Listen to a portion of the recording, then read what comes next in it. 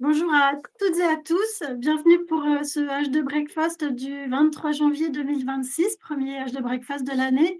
Je suis Élodie Boileux, en charge de l'animation de la filière hydrogène chez Bretagne Next. Et donc, ravie de vous accueillir pour une heure d'actualité sur la filière hydrogène dans le Grand Ouest. Donc, tout de suite, je vous partage l'ordre du jour. Donc, après 10 minutes voilà, je vais commencer déjà avec mon collègue Guillaume Guézelou à ma gauche en charge donc, des sujets Europe pour l'hydrogène. Donc, je vais déjà vous donner quelques informations actualités concernant la filière, donc, qui sont déjà riches, hein, ces actualités en début d'année.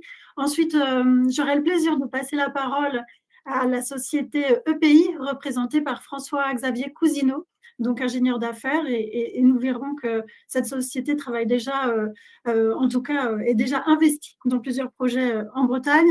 Ensuite, nous aurons une présentation de la part d'Olivier Lestrade, CEO et cofondateur d'H2Grem, de la solution Coca, qui a été développée maintenant il y a quelques années par H2Grem, donc pure player breton de l'hydrogène. Et ensuite, Caroline Rubin à ma droite, ma collègue chez Bretagne Next, pour toute la partie ingénierie et études, vous présentera des chiffres clés de la filière qui gagnent à être connus, et puis avec un petit rappel sur une étude en cours. Voilà, donc écoutez, sans plus attendre, je démarre et je vous souhaite tout d'abord, avant de commencer plus avant, c'est une très bonne année 2026 avec tous mes voeux de bonne santé et de réussite dans vos projets. Alors, quelques informations filières. On va commencer à faire un petit pas de côté, un petit retour en décembre avant d'avancer dans l'année, parce que tout simplement, il y avait une très belle nouvelle que vous n'avez pas dû manquer. Je me permets juste de m'arrêter dessus quelques secondes. Le 22 décembre dernier, donc c'était l'inauguration du premier bus hydrogène de Lorient Agglomération. Donc, c'était aussi le premier bus breton, hein, ça, c'est important à souligner. Donc, c'est un bus hydrogène Iveco qui a été assemblé en France. Et puis, ce qui est intéressant aussi, bien sûr, à noter, c'est que c'est au-delà d'un bus, c'est toute une boucle qui prend forme avec un bus qui est avitaillé à Lorient via une station particulièrement innovante avec notamment son concept de charge lente, donc station exploitée par Igo, et de l'hydrogène renouvelable qui est produit par électrolyse, qui vient de Buléon, donc bien sûr l'entreprise Life. Donc voilà, je vous remettais quelques informations aussi sur on aura 80% de bus GNV à terme sur cette station et 20% H2, donc en plus cet enjeu de réussir à faire cohabiter deux types de bus à différents moyens de propulsion. Voilà.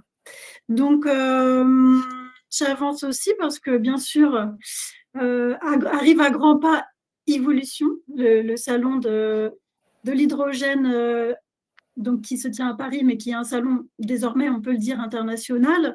Donc la Bretagne y sera représentée avec, comme chaque année, un pavillon d'une dizaine de co-exposants. Nous aurons un pavillon d'environ 100 mètres carrés. Donc vous voyez les co-exposants affichés sur votre gauche, je vous les cite. Donc EHM, H2Grem, H2X, Green Navy, Argo Hanley, Generalis, l'NCBS, Lorient Agglomération, Clébin, Châtelain, Porzay. Et puis aussi, on aura une représentation des projets européens, Ready Ports et GEMS. Voilà, tout cela aux côtés, bien entendu, de la région Bretagne et de Bretagne Next. Nous aurons aussi à vous proposer un programme particulièrement riche. Alors, je vous en partage quelques informations. Bien sûr, je n'ai pas le temps de tout détailler, mais vous pouvez retenir quelques points forts. L'inauguration du stand le premier jour, donc le mardi 27 à 13 heures.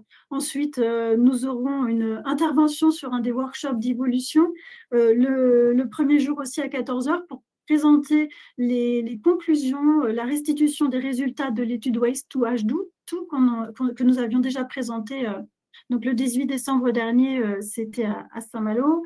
Et puis, des temps forts animés par les co-exposants, notamment la sortie le démarrage de la filiale Argo Leg France à Lorient, et puis bien sûr aussi le premier jour, un temps fort région Bretagne sur le stand où on parlera notamment StatMobi et on donnera la parole également à Life. Enfin, 16h50, une intervention en scène principale de Bretagne Next, donc ça sera à l'Interpan, pour donner la voix à ce qui se passe au niveau breton en termes de décarbonation maritime. Deuxième jour, petit déjeuner recherche. Le matin, un coup de projecteur sur le stand sur une très belle coopération entre EHM, H2REM et H2X. Vous aurez le plaisir de voir très prochainement aussi un article à ce sujet en ligne. Le midi, encore un forum donc en dehors du stand pour parler auprès de tous les acteurs, de tous les visiteurs du salon, de notre écosystème portuaire et maritime avec Cachalange et Green Navy aux côtés de la région. Un gros coup de projecteur dans l'après-midi sur ce qui se passe au niveau de la boucle H2 Braise 1. Et puis ensuite, un temps de convivialité après avoir échangé autour de l'Europe des sujets européens avec Guillaume Guézelou. Donc ce sera à 16h. Le deuxième jour, pour finir le troisième jour par un temps fort, un petit déjeuner formation Bretagne avec toute l'équipe NCBS rassemblée. Voilà, donc c'est très riche. Vous avez le lien en savoir plus en haut et bien sûr, nous vous attendons nombreux dès mardi prochain. Je vous partage aussi une autre information que vous avez peut-être vue passer en ligne, qui, je l'espère, sera amenée à être largement partagée. C'est un post que la région Bretagne donc, vient de lancer sur le réseau LinkedIn. Donc, ce post s'appelle « Une minute pour comprendre ». Et donc, il vise à expliquer l'hydrogène et l'intérêt de l'hydrogène pour différents types d'usages. Donc, voilà, là, ce sont juste 3 vues, mais en fait, c'est tout un diaporama et c'est particulièrement bien fait et on l'espère fort pédagogique. Donc, n'hésitez pas à utiliser le lien et à retourner et à utiliser et à relayer, je veux dire, tout simplement cette information. Autre point, je vous le cite sans m'y arrêter parce que ce n'est pas l'objet aujourd'hui, mais je ne pouvais pas le dire parce que c'est quand même important.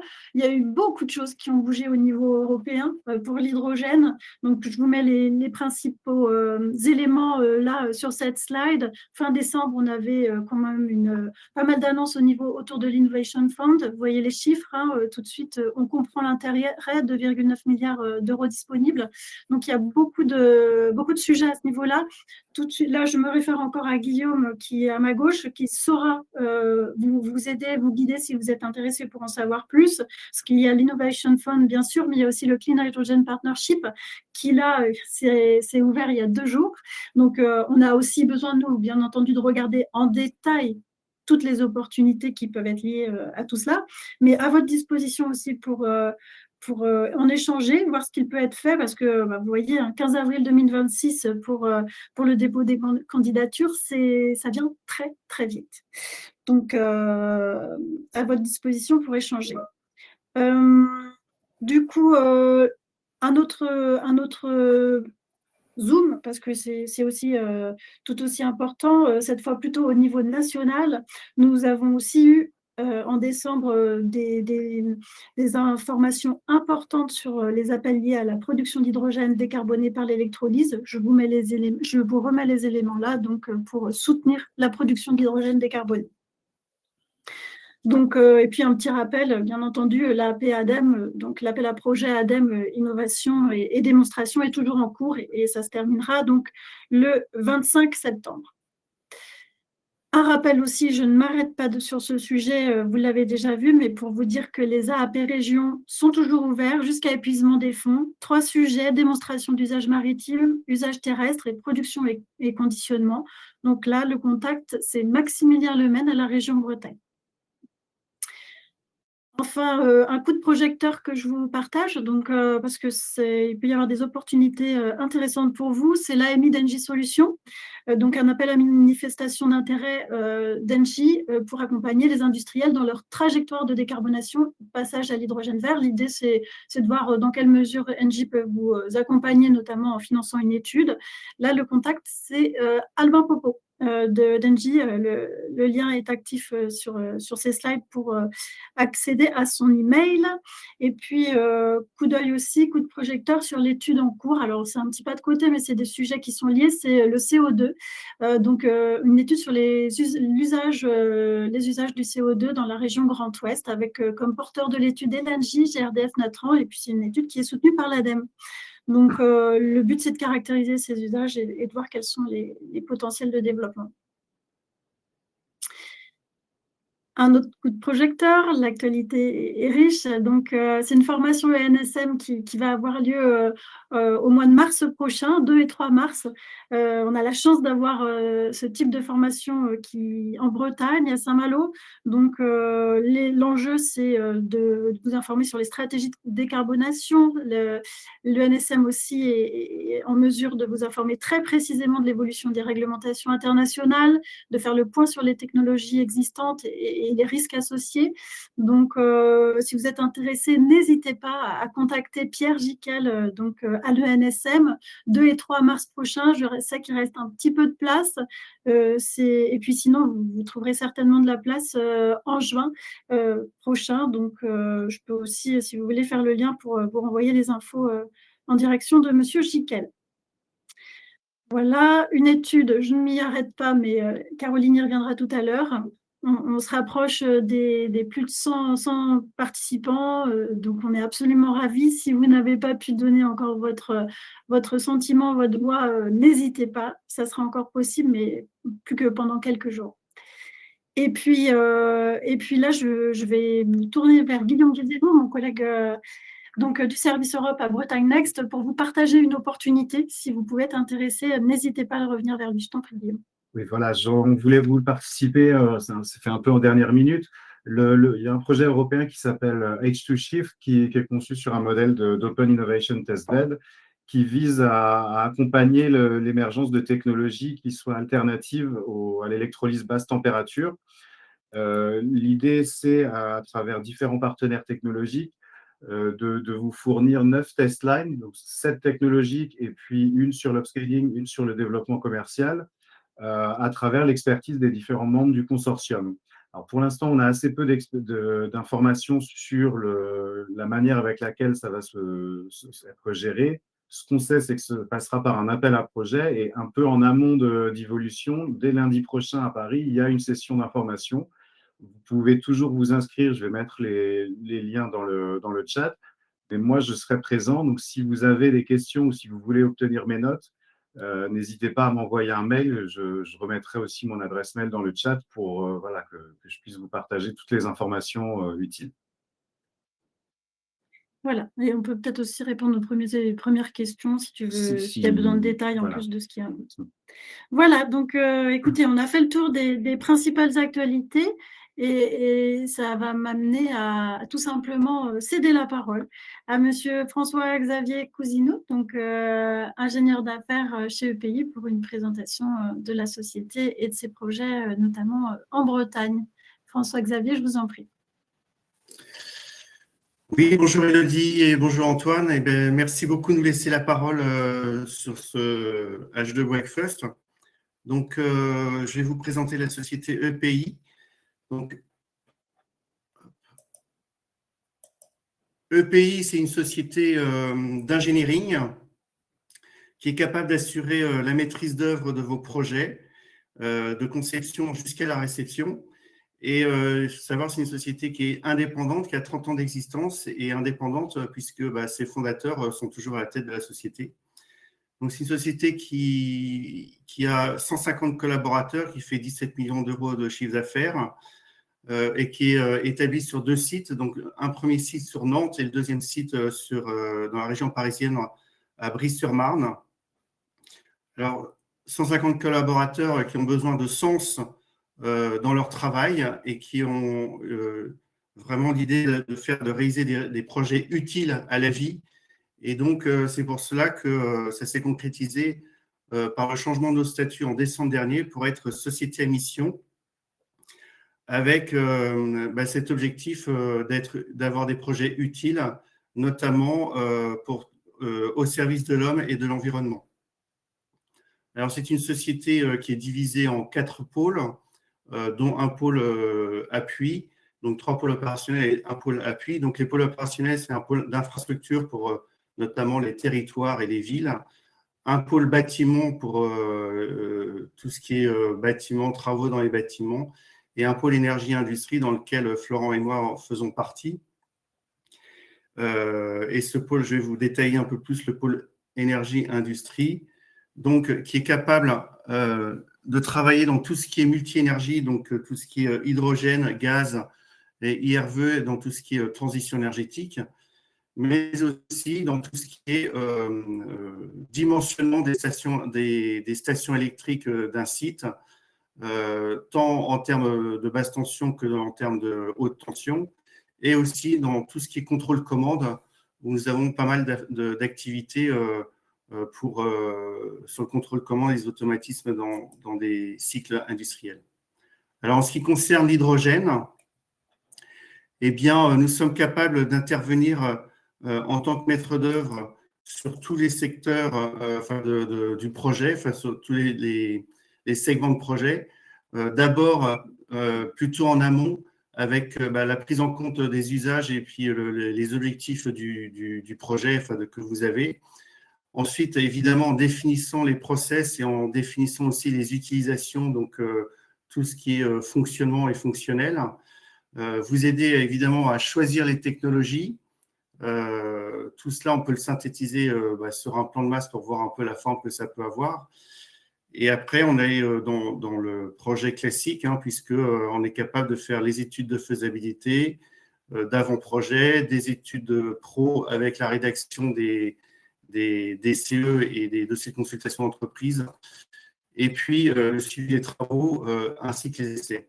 Et bien évidemment, tout cela avec un souci de sécurité, puisqu'il s'agit d'hydrogène, puisque nous vous accompagnons effectivement sur tout ce qui est réglementation en vue de la sécurité parfaite du site. Alors pour cela, nous avons, pour vous accompagner, plusieurs offres que nous avons distinguées en 4 grandes typologies d'offres. D'abord, une offre plus en amont pour vous aider à définir votre projet, donc en étude pré-FID ou faisabilité. Donc l'idée, c'est de pouvoir vous fournir une note de cadrage et puis une architecture globale de façon à avoir une bonne idée déjà une première bonne idée du projet. Ensuite, des études d'avant-projet ou FID qui permettent finalement de constituer un dossier paré pour l'exploitation par un EPC, pour alimenter un EPC. Et après, on peut décliner la suite en deux modalités. Soit on ne fait pas l'EPC, mais on fait une maîtrise d'œuvre normale. Donc, on est capable de faire toutes les étapes de la maîtrise d'œuvre jusqu'aux essais par la suite, notamment en aidant la maîtrise d'ouvrage à choisir ses équipementiers et puis aussi les intervenants, les entrepreneurs qui vont faire les travaux. Ou alors, continuer, si on est sur un modèle EPC, continuer à vous accompagner en assistance à maîtrise d'ouvrage pour la réalisation des travaux par l'EPC. Alors, en termes de réalisation, voilà quelques exemples de ce qu'on a pu faire, notamment dans ce qui est dans la conception. Donc, typiquement, dans la conception, donc dans les procédés H2, eh bien, nous avons sur la gauche une vue de PID et puis une réalisation, la réalisation sur la droite. On fait de la conception aussi en contrôle-commande et c'est pour ça vous voyez un schéma d'architecture de contrôle-commande. Et puis, évidemment, sur tout ce qui est installation électrique avec des unifilaires, des bilans de puissance, etc. Donc, nous avons eu aussi des projets avec la société Cetim, donc à Nantes, Donc, l'idée, c'était de revoir l'installation de leur laboratoire en termes de gaz, de stockage d'hydrogène, d'azote et d'hélium, et pareil, et en termes de réseau, de façon à ce qu'ils puissent utiliser ces gaz dans les laboratoires pour faire des manipulations. Et à cet effet, nous les avons aidés, accompagnés pour faire toutes les études de conception, notamment le PID de ce futur projet. Alors, en Bretagne, nous avons aussi travaillé sur la plus dans le gaz, mais travaillé sur la station de Saint-Malo et de Lorient, puisque nous avons participé à assurer la maîtrise d'œuvre des stations de GNV aussi bien à Lorient qu'à Saint-Malo, et avec une petite spécificité sur Saint-Malo, puisque nous avons préparé de façon à ce qu'elles deviennent aussi, puissent avoir une option hydrogène par la suite. Alors là, je vais vous présenter d'autres projets pour que vous voyez ce qu'on est capable de faire, mais dans d'autres régions, puisque là, il s'agit d'un projet de station de distribution au profit de la communauté urbaine de Dunkerque. Donc, il s'agit d'un électrolyseur que vous voyez au fond, la mise en place d'un électrolyseur, d'une capacité de compression qu'on voit plus devant dans la photo, et les bandes de distribution sont sur la droite. Donc là, on a été intégré à un groupement de Colas-Pac pour assurer toutes les études de conception de cette station et les aider à réaliser les travaux aussi. Et puis, aujourd'hui, on est sur un projet en région Auvergne-Rhône-Alpes, dans le cadre de la Zero Emission Valley, au profit de la société Impulsion, de façon à assurer la maîtrise d'œuvre de 9 stations hydrogène dans la région Auvergne-Rhône-Alpes. Donc, 5 stations qui sont des équipements HRS et 4 stations qui sont des équipements Attaway. Donc, l'idée de toutes ces stations, c'est des tubes trailers qui alimentent la station et après, une compression distribution faite par ces équipementiers. Voilà, et bien, nous serons à Evolution au centre à Paris, à la porte de Versailles. Donc, nous serons ravis de pouvoir continuer cette discussion au stand G50. Donc, n'hésitez pas à nous voir. Et si vous voulez aussi avoir plus d'informations, eh bien, par le code QR ou le lien, vous avez accès à notre plaquette qui vous donnera les informations sur toute la société. Là, j'en ai terminé. Je vous remercie pour votre écoute. Merci beaucoup François-Xavier. Donc Florent-Henri, donc le responsable de l'antenne de Nantes vient effectivement de partager quelques informations complémentaires sur le chat pour la présentation de pays. Donc c'était très clair. Donc si des personnes ont des questions, n'hésitez pas avec le chat, et puis sinon on poursuivra les échanges, on vous laisse poursuivre les échanges par ailleurs. Je passe donc à la seconde intervention. Alors là, on va parler d'une autre station, enfin de cette station aussi, mais d'autres tailles. Voilà. Donc, je vais laisser la parole à Olivier Lestrade, CEO et cofondateur d'H2Grem, pour une présentation de la solution Coca. Et puis aussi un focus sur les chiffres clés liés à l'utilisation et au coût de ce type de station. Je t'en prie, Olivier. Ok, bonjour à tous, merci de nous recevoir, Elodie. Donc, Olivier Lestrade, CEO de H2Grem. Je vais vous présenter H2Grem, mais avant de rentrer dans le fond du sujet, on va prendre un peu de hauteur, si vous voulez bien, pour mieux comprendre le pourquoi de H2Grem. Alors, aujourd'hui en Europe, la problématique énergétique, c'est plus du tout les productions. On sait produire le renouvelable, le nucléaire, l'hydrogène. Le vrai problème, c'est l'architecture du système énergétique. Donc, c'est-à-dire, c'est comment l'énergie circule, comment elle est utilisée, où elle est stockée et surtout qui en garde la maîtrise. Donc, nous faisons face à une réalité qui est simple. L'actualité parle tous les jours de cela. C'est un système trop centralisé, devient critique, devient fragile dans un contexte de crise, qu'elle soit climatique, géopolitique, industrielle durable, etc. L'ambition de H2Grem, en réponse à ce que je viens de dire, c'est de redonner de la résilience locale sans affaiblir le système global, mais au contraire, le renforcer.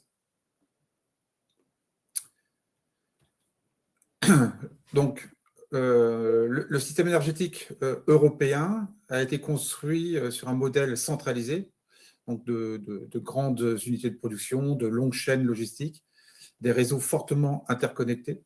Ce modèle a été extrêmement efficace jusqu'à présent parce qu'il était jusqu'à présent aligné aux usages, eux-mêmes centralisés, donc prévisible et peu diffus. Mais cet alignement aujourd'hui, elle a bien évolué, elle n'existe quasiment plus avec tous les nouveaux usages. Donc aujourd'hui, la situation, elle est plutôt orientée vers des usages type réseau électrique. En fait, les réseaux électriques sont sous tension, de plus en plus sous tension. On voit l'été dernier, par exemple, en Espagne. L'Europe a atteint un niveau de dépendance critique aux importations excessif. Et nos infrastructures sont désormais excessivement exposées aux conflits, aux aléas climatiques et aux pics de demande. Donc le paradoxe, il est simple, c'est que plus on centralise, plus on fragilise. Donc la question, elle n'est plus de remplacer ce qui est centralisé, la question est de rendre plus robuste ce qui est centralisé. Donc la réponse par HDREM, elle n'est pas, en fait, elle n'est pas technologique. La technologie est une réponse, mais la réponse est architecturale. Donc il faut passer à un modèle hub plus satellite. Donc les hubs tels que Attaway, HRS, qui sont ils ont atteint un niveau de performance remarquable en termes d'outils de distribution de masse, de 200 kilos à 1 tonne, voire dernièrement en Chine, une station de 10 tonnes jour. Donc les hubs sont des grandes infrastructures efficaces, massifiées, optimisées, et accompagnées pour consolider l'infrastructure hub, il est essentiel de déployer des satellites autour, donc des unités locales, autonomes, flexibles. Donc si on fait le parallèle par rapport à un réseau informatique, en fait, dès qu'on parle de réseau, il y a toujours une notion de hub et de satellite, toujours. Il ne peut pas avoir de hub sans satellite, il ne peut pas avoir de satellite sans hub. Ça ne marche pas. Donc, il faut les deux pour que ça fonctionne. Donc, contrairement à une idée reçue, le local ne concurrence pas le central, il le renforce. Typiquement, si on prend un réseau informatique, vous avez des serveurs et vous avez des mobiles, des PC, etc. Mobiles, PC, ce sont des satellites et les serveurs, ce sont les hubs. Donc, les deux fonctionnent de pair. Donc, les satellites soulagent le réseau primaire essentiel, les hubs, absorbent les pics de la demande et sécurisent les usages critiques. Donc, dans ce modèle, l'hydrogène local devient un outil de résilience. En fait, ce n'est pas un pari technologique abstrait, c'est précisément l'architecture que nous développons chez HDREM. On descend d'un cran. Là, je vous présente là, le COCA. Pour incarner donc, cette architecture, comme je disais, hub plus satellite, on a développé cette petite boîte, la taille d'un frigo, le COCA. Donc, c'est une seule technologie pour 2 fonctions sur 3 usages concrets. Donc, la première fonction, elle est de convertir, donc produire sur place, donc convertir l'énergie non consommée en hydrogène directement sur site. Et la deuxième fonction, elle est de distribuer cet hydrogène sur place, là où elle est utilisée. Donc, à partir de là, les usages deviennent évidents pour la mobilité professionnelle, pour les bâtiments bas carbone et pour la flexibilité. Donc, c'est le même produit pour 3 usages. Ce qui permet d'optimiser et d'avoir un ROI beaucoup plus court, du fait que ce COCA est optimisé sur 3 usages. Le COCA, donc, ce n'est pas une machine en tant que telle, hein, même si c'est un produit, c'est avant tout un nœud énergétique local. Et cette architecture produit des gains mesurables. Donc, pour faire simple, en gains euros et en gains carbone, produire et distribuer localement, le premier gain, c'est du fait qu'on supprime la logistique. Donc, il n'y a pas de livraison. Et la logistique en termes de livraison peut représenter sur les microstations jusqu'à 60% du coût de l'hydrogène. Jusqu'à 60%, c'est énorme. Et par ailleurs, on a fait une demande d'analyse de cycle de vie sur notre coca par une ACV qui a été faite par EVEA, qui montre qu'un stockage d'énergie basé sur la production coca permet une réduction de 68% de l'empreinte carbone par rapport à une solution de stockage batterie. On parle de solution saisonnière. On ne parle pas de solution de stockage à l'heure imbattable avec la batterie, mais dès qu'on parle de durée, c'est-à-dire jour, semaine, mois, saison, là, c'est tout le sens de l'hydrogène. Donc, le cœur du coca, c'est une rupture techno, et c'est ce qui fait la singularité de H2Grem. Donc, aujourd'hui, la quasi-totalité de l'hydrogène est comprimée mécaniquement. C'est bruyant, énergivore, c'est fortement consommateur de maintenance. Donc, la technologie qu'on a développée, c'est un compresseur électrochimique d'hydrogène, avec des résultats tels que c'est une réduction de 40% de la consommation énergétique, c'est 80% de maintenance en moins, c'est une réduction de 50% de l'intensité sonore, c'est une augmentation de la durée de vie de la partie compression x3, donc plus de 100%, et une pureté d'hydrogène multipliée d'un facteur 100. Alors, je parle souvent de pureté, mais ce qu'il faut comprendre, c'est que dès qu'on parle de pureté, ça s'adresse essentiellement et surtout à tout ce qui est notion de système de conversion par pile à combustible, qui sont très exigeants au niveau de la qualité de l'hydrogène. Un hydrogène impur, vous mettez dans une pile à combustible, votre pile est morte, tout simplement. Voilà. Donc, autrement dit, c'est une technologie qui est enfin compatible avec des usages locaux, durables et industriels, du fait du faible coût OPEX de maintenance essentiellement. Donc, H2Grem, on ne vit pas dans la théorie, hein, dans le rêve. Donc, on a déjà déployé plusieurs solutions T1. Donc, on travaille avec des partenaires qui sont connus localement, internationalement. Et en haut à droite, c'est la plus belle réussite vitrine que nous avons réalisée avec Toyota. C'était durant les Jeux Olympiques de 2024 à Paris. On a déployé 3 stations dans Paris. Donc, on travaille avec des partenaires industriels et institutionnels de référence. Notre approche est donc reconnue aussi par des prix et des distinctions du 25. Pour les citer dans France Hydrogène, Monaco, ACF, donc c'est l'Automobile Club de France, et Solar Impulse, où on est reconnu des 1000 solutions de décarbonation. Bien sûr, la Bretagne, bien sûr, tout le Guanadu qui est fortement présent chez H2Grem. Donc, ce qu'on déploie aujourd'hui, c'est des besoins immédiats, pas des scénarios à 10 ans. Et pour finir, quelques exemples d'usage, mais retenez que notre vision, ça ne s'arrête pas de machine, on construit un écosystème d'hydrogène local qui s'adresse à la mobilité professionnelle, aux bâtiments, aux sites industriels et au territoire. Voilà. Donc, on ne remplace pas le système énergétique européen. Notre mission, c'est de le rendre beaucoup plus résilient. Un grand merci pour votre écoute. Merci Olivier, merci à toi pour ces éléments très clairs. Bien entendu, on retrouve H2Grem lors d'Evolution, stand E63, donc pendant les 3 jours, avec notamment ce temps fort le deuxième jour, où vous prendrez la parole aux côtés de EHM et H2X. Donc, cet aspect innovant que tu évoquais à la slide précédente, justement, voilà, c'est très important, c'est ce qui fait la différence pour les PME bretonnes. Donc, c'est typiquement ce que nous aussi, on souhaite valoriser au niveau régional et justement au-delà du niveau régional, au niveau national. Donc, voilà.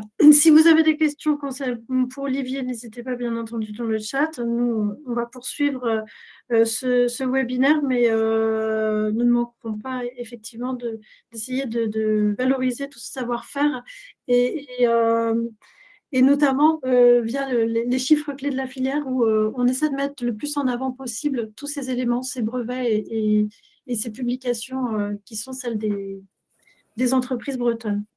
Merci beaucoup, Olivier. Du coup, je me tourne vers ma collègue Caroline Rubin, chargée d'études et ingénierie de la donnée à l'agence Bretagne Next. Caroline, pour voir justement comment est-ce qu'on peut travailler ces chiffres clés filières et mieux connaître cette filière pour mieux la valoriser. Ouais. Bonjour à tous. Moi, je suis Caroline Rubin. Je travaille au sein du pôle ingénierie de Bretagne Next depuis à peu près 3 ans. Donc, je travaille avec Elodie sur l'hydrogène aujourd'hui. Donc, concrètement, en fait, ce que je voulais vous présenter aujourd'hui, c'est les activités du pôle ingénierie. Qu'est-ce qu'on y fait? Notre activité d'observatoire pour les filières suivies par l'agence. L'administration de la base de données Craft, que certains connaissent peut-être, ou au moins au travers des outils de valorisation qui sont mis en œuvre. Et notre mission aussi de conduite d'études économiques. Dans un second temps, je vous rappellerai quelles ont été les études et travaux de Bretagne Next qui sont constitutifs du socle de nos connaissances à l'heure d'aujourd'hui sur l'hydrogène renouvelable en Bretagne. En troisième lieu, je vous présenterai quelques indicateurs, quelques chiffres clés sur cet écosystème et ainsi que justement les méthodes de collecte et d'exploitation des données disponibles. Et pour terminer, je vous parlerai de l'étude en cours, justement, que Elodie a abordée tout à l'heure, sur les perspectives, les formations et les compétences hydrogène en lien avec la région, qu'on mène en lien avec la région Bretagne. Donc, tout d'abord, les principales missions du pôle ingénierie de Bretagne Next, elles sont centrées sur la donnée, l'analyse économique et l'accompagnement des acteurs bretons. On réalise des études et des enquêtes économiques pour produire des données fiables, pour éclairer les décisions des acteurs du territoire. Et pour cela, on utilise des outils dédiés pour collecter, structurer, valoriser ces informations en travaillant avec les partenaires locaux, les instances locales. On assure également une mission d'observatoire, notamment sur des enjeux stratégiques comme le numérique et la stratégie S3 de la région de Bretagne. Ça passe par la production de tableaux de bord, d'outils de pilotage et bien sûr une veille économique continue qu'on mène au sein du pôle. On administre également donc la base de données Craft, qui est une plateforme qui permet de centraliser des informations sur des filières. Donc, on a tout un écosystème d'entreprises, d'établissements de recherche, d'organismes de formation, de collectivités qui sont renseignés en fait dans cette base. Et Craft nous permet d'alimenter des cartes interactives sur Internet, qu'on valorise sur Internet, des annuaires et des tableaux de bord pour de la valorisation, pour de la mise en relation ou pour de la facilitation dans des démarches de type plateforme de sourcing. Voilà. Et en dernier lieu, on accompagne donc les acteurs bretons dans une mission d'intérêt général en favorisant justement par le biais des outils et la mise en réseau, la valorisation de la recherche par exemple et la diffusion d'une information qui soit fiable au service du développement économique régional. Donc, au sein du pôle ingénierie, juste pour me resituer un petit peu, donc on est 4 chargés d'études au sein du pôle ingénierie qui nous répartissons les programmes et les sujets. Donc moi, je travaille en particulier sur la filière nautique, sur la course au large, le transport maritime propulsé par le vent, et depuis mai 2025 sur l'hydrogène avec Elodie. Et donc aussi vis-à-vis de la plateforme Craft, j'accompagne les partenaires dans la structuration de leurs données, la prise en main de la plateforme et la création, la valorisation de leurs données par le biais des outils variés. Et je coanime également des formations pour la prise en main et l'utilisation de la plateforme. Donc, maintenant, on fait un petit focus sur la partie hydrogène en particulier. Le socle de nos connaissances aujourd'hui, c'est principalement 4 études, en plus des contacts que Elodie et moi avons au fil du temps avec les acteurs de la filière. Donc, ce sont 4 études qui ont permis de constituer des bases et d'avoir un socle de connaissances solide sur cette filière encore jeune, mais qui se structure et qui avance. Une étude en 2019 qui a permis d'évaluer le potentiel de développement de l'hydrogène renouvelable en Bretagne, qui a posé, elle, les bases stratégiques de la filière. Une étude en 2021 qui a été réalisée sur les compétences et les besoins en ressources humaines des acteurs bretons de l'hydrogène, qui visait à anticiper les enjeux d'emploi et de formation. En 2022, l'étude Navire H2 qui a exploré le potentiel économique d'une filière industrielle navale hydrogène. Et sur la période 2025-2026, donc la période en cours, c'est une étude prospective qui vise à identifier les futures activités, les compétences recherchées et les besoins en formation pour accompagner concrètement la montée en puissance de la filière hydrogène en Bretagne. Donc, premier chiffre clé sur cette filière hydrogène en Bretagne. Donc, il y a 2 chiffres qu'on vous propose de retenir aujourd'hui. C'est 390 dans un premier temps. Il s'agit du nombre total d'acteurs bretons, entreprises, établissements de recherche, organismes de formation, associations et collectivités, qui participent ou ont participé à des projets hydrogène en Bretagne, qui utilisent ou prévoient d'utiliser des solutions hydrogène ou qui souhaitent suivre et s'impliquer dans l'actualité de la filière.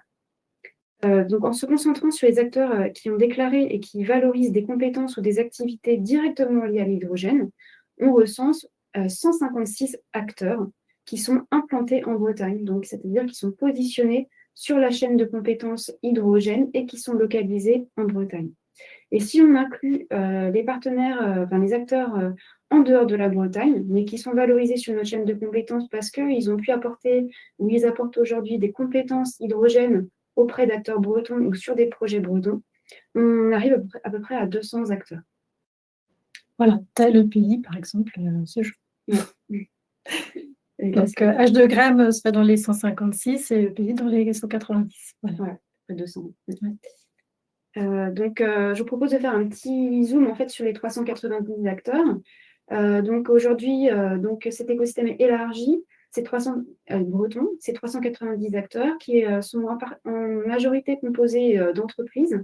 Et quand on fait un focus sur ces entreprises, on voit qu'il y a une majorité encore de petites et moyennes entreprises. Donc, ce qui caractérise un petit peu la Bretagne, parce que ce n'est pas forcément la même chose en fait, dans les autres régions. Donc là, on a essentiellement des PME donc, qui mettent vraiment, ce sont des structures plutôt agiles, qui mettent vraiment au service de l'innovation en Bretagne leurs compétences. Donc voilà, c'était suffisamment important pour le souligner. Donc on a aujourd'hui en ligne 2 annuaires cartographiques. Donc à gauche, sur ce premier écran, vous avez la carte des entreprises de l'hydrogène en Bretagne, où chaque picto correspond à une entité et chaque élément représente un type d'entité. Donc ça met en évidence la répartition territoriale des acteurs, avec des concentrations autour de certains pôles économiques et industriels, en montrant une présence de la filière quand même sur l'ensemble du territoire breton. Donc voilà, cette carte elle permet d'identifier les dynamiques, les complémentarités potentielles entre acteurs. Et si vous allez sur la cartographie en ligne, donc en suivant l'URL qui est en dessous, vous allez pouvoir faire une recherche sur des compétences, des marchés d'application, des territoires, ou alors même faire des recherches sur des mots-clés. Donc voilà, c'est un outil au service du sourcing de compétences. Voilà. Fort utile.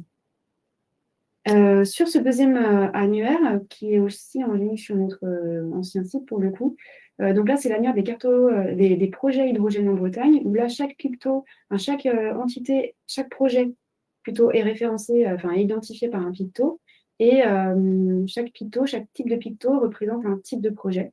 Donc là vous allez pouvoir faire une recherche par type de projet, par domaine d'application, ou encore une recherche par mots-clés. Donc, je vous invite, alors ce sont en fait, comme je vous le disais tout à l'heure, Craft, c'est une base collaborative. Donc, Élodie et moi-même, on s'efforce avec les acteurs, avec les partenaires, de mettre à jour en continu ces bases d'acteurs et de projets.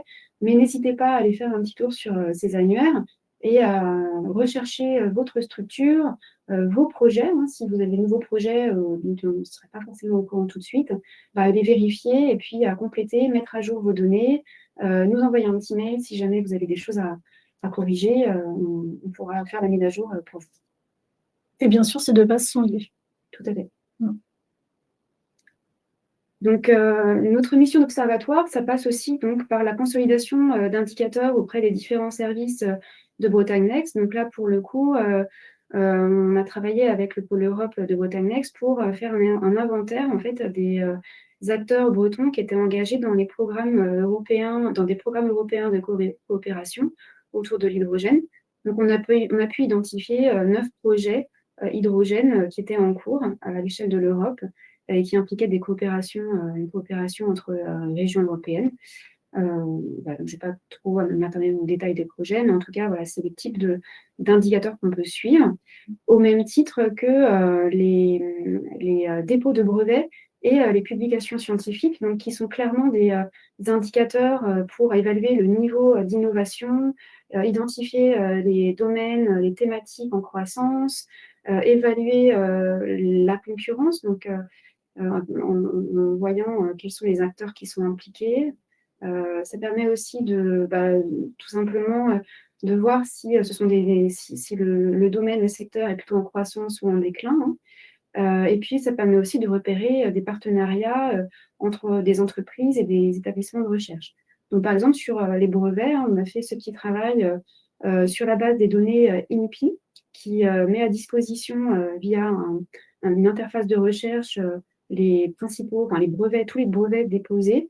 Et on peut faire une recherche en fait sur des mots-clés qui nous a permis d'identifier les brevets en fait depuis 2020 qui avaient été déposés et puis les auteurs de ces brevets.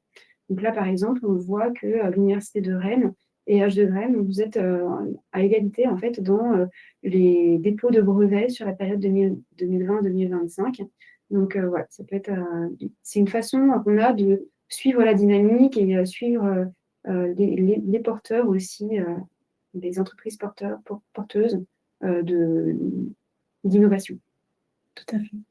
Donc, ne pas hésiter là aussi, si vous avez des brevets qui ne sont pas mentionnés, vous regarderez, enfin, en tout cas, tout simplement, c'est à chaque fois que vous avez une nouvelle publication scientifique, un brevet, de nous en informer et ça nous permet de tenir ces bases à jour qui sont très importantes du coup pour nous. Voilà, donc le deuxième volet, comme je disais tout à l'heure, c'est la publication scientifique. Donc là, on a travaillé notamment avec la SAP, la West Valorisation, qui, elle, a un accès à la base de données Scopus. Et ça nous a permis de retracer depuis 2000, en fait, l'évolution des publications scientifiques de tout type par an.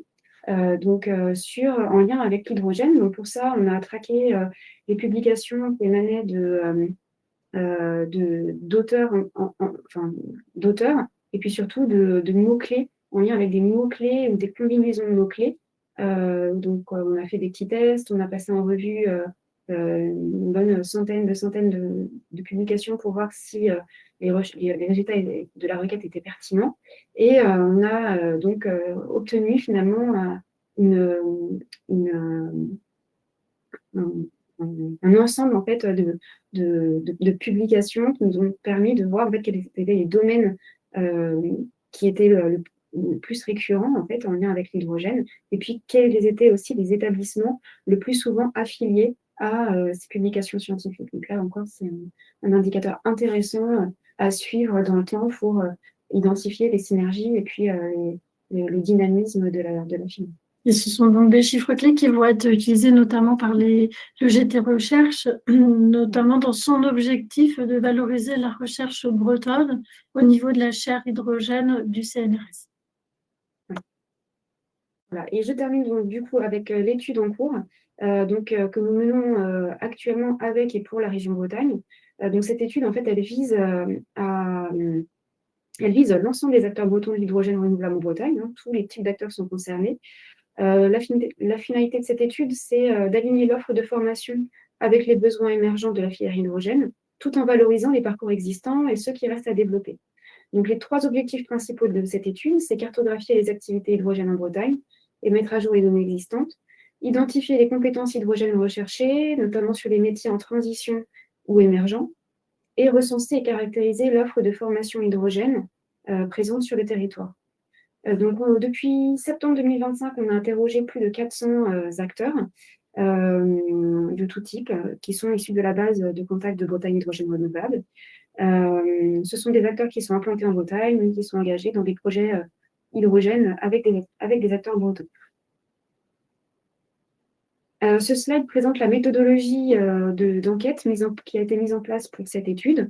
Donc, on a fait le choix d'une enquête par questionnaire en ligne. Le questionnaire a été lancé donc, le 25 septembre avec un dispositif de relance progressive depuis le mois d'octobre.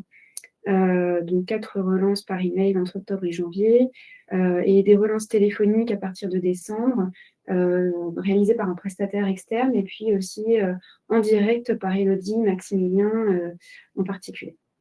Donc l'objectif de ces relances était de maximiser le taux de réponse, notamment auprès des acteurs clés de la filière. Le contenu de ce questionnaire, c'était un tronc commun d'identification qui visait à orienter le répondant vers les différents parcours en fonction de son profil.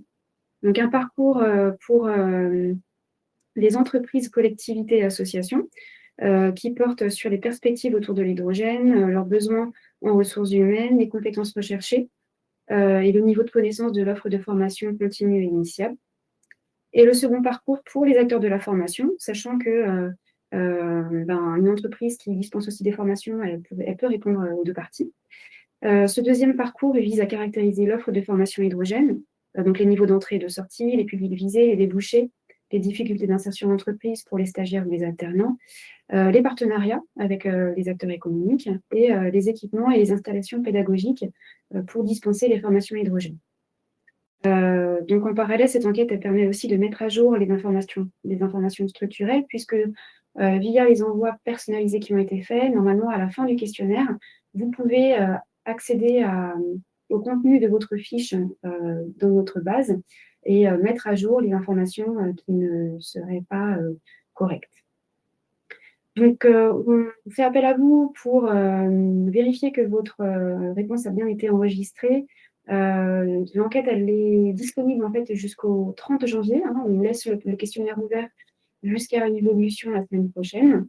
Après ça, donc là aujourd'hui, on a un peu plus de 120 réponses qui sont exploitables. Donc on aimerait bien atteindre les 140. Donc voilà, si on peut en avoir 20 de plus pour fiabiliser les résultats, on serait très content. Donc n'hésitez pas à nous aider justement à atteindre cet objectif-là. Et si vous avez un doute sur le fait que votre établissement a été ciblé ou a répondu à l'enquête, toujours pareil, n'hésitez pas à me contacter. On regardera ensemble où est-ce que vous en êtes. Et je suis également disponible pour mettre à jour vos données dans les annuaires. C'est hyper important parce que voilà, c'est des bases qui vivent continuellement et qui, voilà, comme la vie, elle est très changeante. Donc, n'hésitez pas à mettre à jour vos données. Je vous en remercie. Merci Caroline. Donc c'était vraiment important pour nous aussi que vous puissiez bien identifier Caroline, qui fait plutôt un travail de l'ombre, voilà, qu'on voit, mais donc que vous puissiez mettre un visage aussi sur un nom et puis ne pas hésiter à la solliciter. Caroline sera avec nous à Evolution la semaine prochaine. Donc si vous n'avez pas encore répondu à l'enquête, ça sera la possibilité aussi de le faire directement sur le pavillon Bretagne. Voilà, ça marche très bien aussi. Encore merci en tout cas à tous ceux qui ont répondu. Voilà, on a déjà une belle réussite sur cette étude. Ça veut dire que les résultats seront parlants et on pourra légitimement tout à fait les utiliser et la région aussi pourra les utiliser parce que derrière une étude, c'est des décisions qui sont prises. Donc ça, c'est vraiment important. Puis voilà, vous avez encore quelques jours pour répondre si ce n'est pas fait.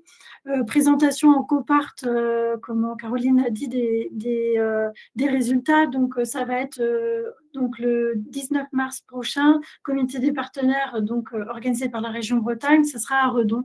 Donc, là aussi, on vous communiquera la date. Et puis c'était à peu près tout. Mais donc, ravi d'échanger ces chiffres avec vous. Il y en aura d'autres bientôt. Écoutez, il me reste quelques minutes juste pour vous partager. On a vu cela, un petit agenda. Voilà, n'hésitez pas à prendre date. Bien entendu, la semaine prochaine, on sera sur Evolution. Du 3 au 5 février prochain, alors la Bretagne Next sera à Euromaritime. Moi-même, j'y serai aux côtés des collègues. Donc, ce sera l'occasion pour ceux qui sont d'échanger. Le 10 février, j'ai noté un événement décarbonation avantage H2 et CO2 à Pau. Donc, voilà, si vous êtes intéressé par le sujet. Donc le 13 février, H de Breakfast, avec notamment de mémoire Argwen Legg qui interviendra pour présenter le lancement de sa filiale France. Donc mars-avril, vous voyez pas mal de choses. Bien, toutes mes excuses, j'ai oublié de remettre là le 19 mars, donc le comité des partenaires qui est animé par Maximilien Lemaine, qui vient juste d'échanger dans le chat pour rappeler l'importance que la région donne à l'étude. Une date à retenir, elle est toute neuve, c'est celle du 24 juin. Donc, le GT Recherche va se mobiliser pour vous proposer une nouvelle fois un événement de grande qualité. Donc, ça sera une journée régionale organisée à Brest, à l'UBO. Donc, vous pouvez déjà noter la date du 24 juin, qui est un mercredi, si je ne me trompe pas. Et une autre date aussi que vous pouvez mettre dans votre calendrier, c'est celle du 9 juillet prochain. Cette fois, ça sera la rencontre semestrielle de la filière hydrogène au bâtiment 78 à la Jeannette. Donc, on accentuera un peu plus sur la partie mobilité pour cette rencontre semestrielle, avec notamment EHM qui nous fera un point d'étape vu qu'ils auront sorti la nouvelle version de leur moteur. Voilà, je pense que nous avons fait le tour pour ce webinaire. Écoutez, nous restons toute l'équipe à votre disposition pour échanger. On sera bien sûr ravis de vous retrouver la semaine prochaine. Et puis voilà. Et puis encore à nouveau, tous mes meilleurs vœux pour la nouvelle année.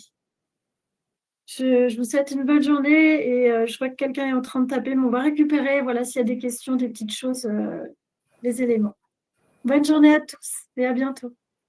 Merci. Voilà, merci Merci. Élodie, bonne journée. Au revoir. Bonne journée à tous. Bonne journée.